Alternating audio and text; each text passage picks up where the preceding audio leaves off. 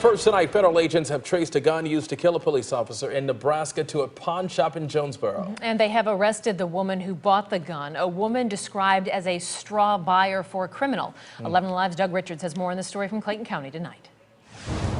ATF agents say a woman named Jalita Johnson purchased a gun at this Clayton County pawn shop in April. In May, the agents say her boyfriend used the same gun in a shootout that killed a Nebraska police officer.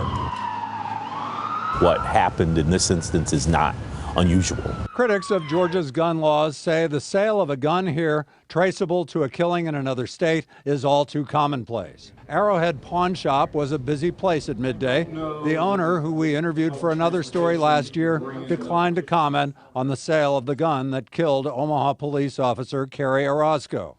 But federal agents say there is nothing to indicate that the Clayton County shop did anything wrong under Georgia law. When they purchase a firearm legally, you have no control over what they do next, whether that's legal, illegal, or what. Jerry Henry is a Second Amendment advocate who contends Georgia is a safer place because guns are readily available for purchase here. But Senator Vincent Fort says the gun pipeline from Georgia to other states is well documented.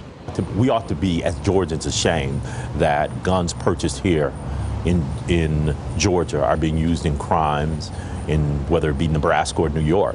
Federal agents say that the woman who purchased the gun was arrested this week on the charge of making a false representation in the purchase of a firearm, which is a felony under the federal code. In Clayton County, Doug Richards, 11Alive News. Doug Richards, thank you very much. You may remember the gun used to kill two police officers sitting in their patrol car in Brooklyn. This was back in December.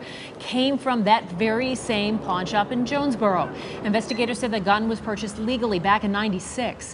They don't know how Ishmael Brinsley, a felon with a history of mental illness, ended up with that weapon.